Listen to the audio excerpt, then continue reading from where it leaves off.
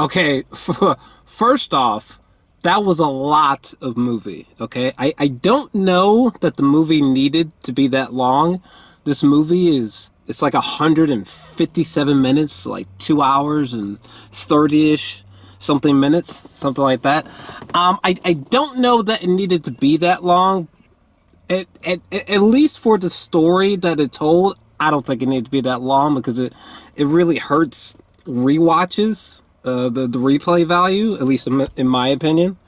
Oh boy, no, no wonder this has such a mixed reaction. Like, no wonder this has like a 50-ish% on Rotten Tomatoes, which is insane. I think this is like the lowest scored Marvel movie ever made so far for the MCU, which is wild. But okay, first and foremost, the two post-credit sequences, before I forget. The first one is fine. There's a short character that, like, just the CGI on that character, I was just like, that was really, really not good. Jesus Christ. But other than that, the first post-credit sequence, it introduces a new character that is being played by a hilariously famous person. So I need to do some research into this character, but I'm curious what they're gonna do. The second post-credit sequence, where we see Kit Harington, oh my God! When that ended, there was like audible confusion, and even myself, I was like, wait, what's that supposed to mean? What just happened? And it was really cool seeing, Eternals will return, and I was like, great, because I really think that there should be a sequel. Dude, why couldn't we see? Why couldn't we see? Why couldn't we see? I know that's not gonna make any fucking sense because you haven't seen it yet, but why couldn't we see?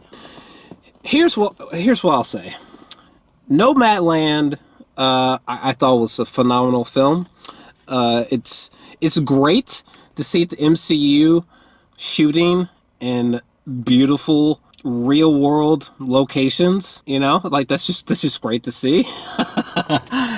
This movie has a pretty serious overall tone that almost feels like the darker stuff from Zack Snyder, like, accidentally influenced aspects of this film. I love these characters, and there's so fucking many of them. I love Thena, played by Angelina Jolie, which is wild because for some reason I thought she was going to be the weak link, but instead she's just like this sassy, amazingly skilled person with her blades, her fucking light string fabricated blades and swords. Okay, and literally she is suffering from a mental illness, and it's like it's so relatable. Crazily, it's such a vibe. Oh God, I probably need to go to therapy.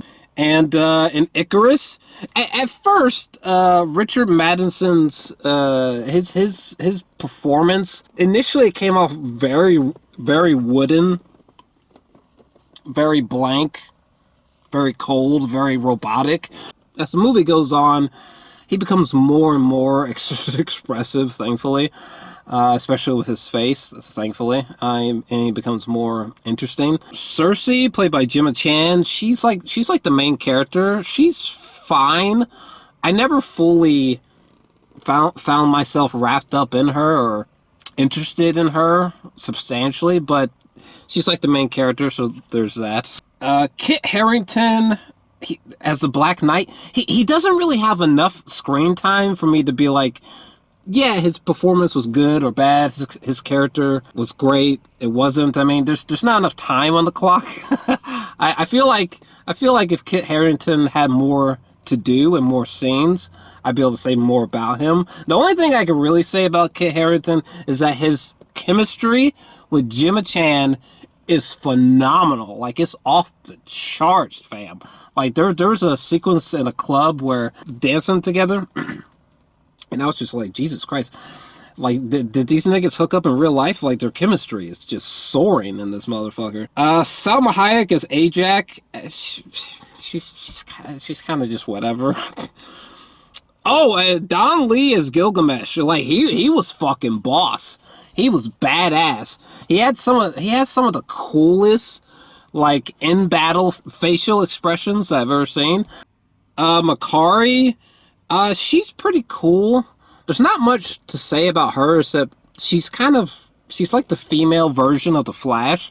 And there's one sequence where she's running as his sweet mother Christ. She needs to race the Flash like ASAP so I can see who wins, because this bitch can run fucking fast, dog. Kingo, played by Kumail Nanjiani. I mean, he's just there for comedic relief. And the comedy in this movie, it was just fine. It was nowhere as cringy as it was in the trailers, but the humor stemming from him, because there's a lot of comedic relief coming from him. There's a lot of humor coming from him. It's fine. There's a dance number involving him that oddly was mesmerizing.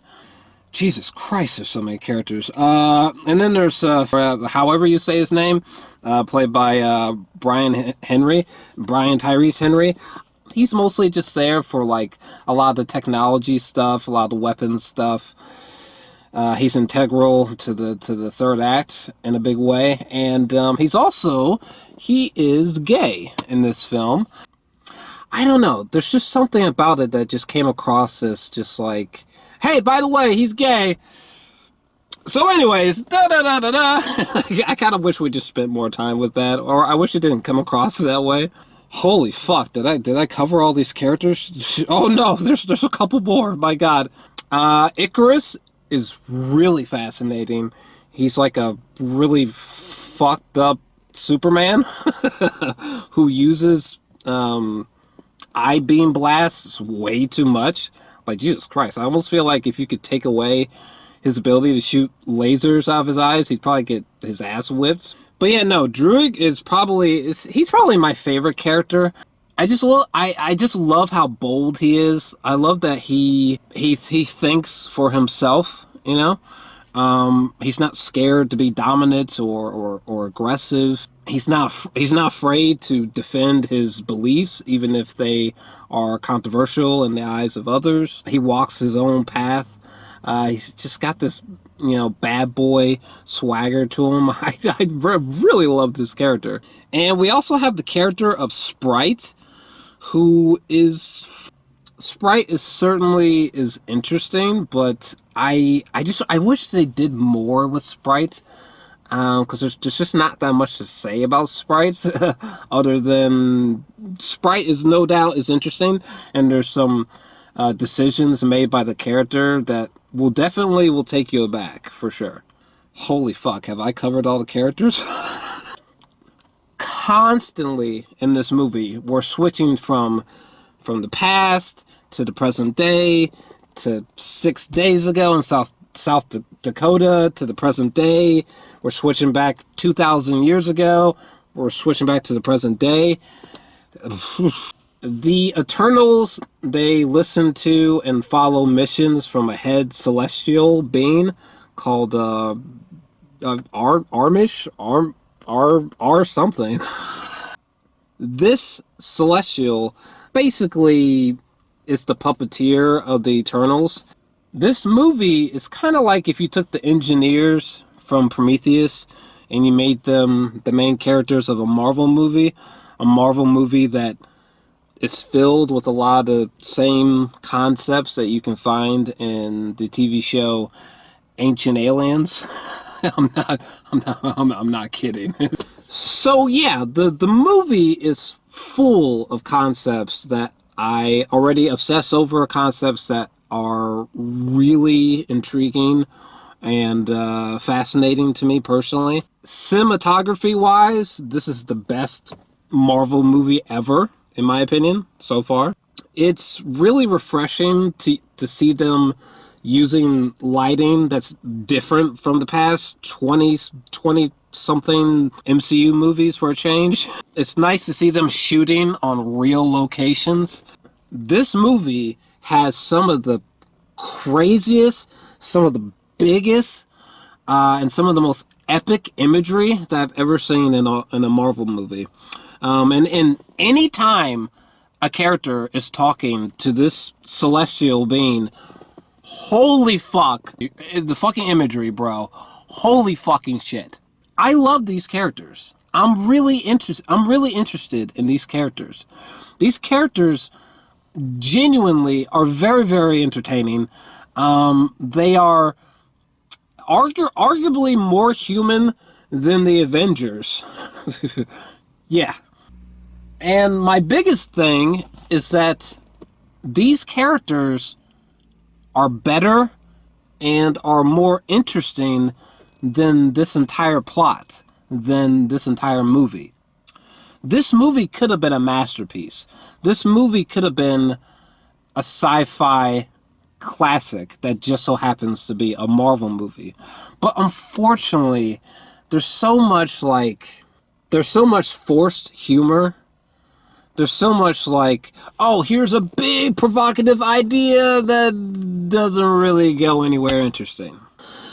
I mean, personally, I feel like the movie could have hit harder emotionally. I almost feel like we should have spent more time with the Eternals before watching this movie so that more of these scenes have more of an oomph to them emotionally. It just feels like the movie took a bunch of dangerous concepts and threw them all in the air, and instead of doing something thought-provoking, they just went with all the safe routes. They went with all the safe ideas instead of executing these dangerous ideas, which is a shame, because if they executed a lot more of these dangerous ideas, this would have been a way better movie, a way more memorable movie. Like, honestly, when I got to the end credits of this movie, like, a lot of the conflict that they were facing, it just immediately felt very minuscule, and just like, well, that was a bunch of noise for very little in return. The main characters, I love them. I think for millions of reasons, they're very relatable, very, very interesting to watch, very entertaining. But again, I think that the characters are more interesting and entertaining than this movie. And I think that this movie, it has a lot of great ideas, doesn't really do a whole lot with them. Personally, I'm going to go with a 6. I'm going to go with a 6 out of 10. I can't wait to see Eternals 2. Hopefully it's leaps and bounds better than this. And hopefully it's more daring and bold than this. I get that they have to stay within the PG-13. I get that it has to be a Marvel movie. But like, when your movie has a sex scene, basically, when your movie has like, you know, like your first major like gay couple, when your movie has like bonkers insane ideas as emergence, when you have characters as trippy as the Eternals and the Celestials, you would think that the plot would be just more darker, more epic. This should have been a sci-fi masterpiece, and instead it's just like, as a movie, as an overall plot, it's just like, I don't feel compelled to see it again. Like, this is not the kind of movie that I would rewatch again and again. It's definitely a movie that I would watch certain scenes from. It's definitely a movie that I would take a lot of screen caps from, because there's a lot of gorgeous shots. But again, the characters, the movie and its overall plot,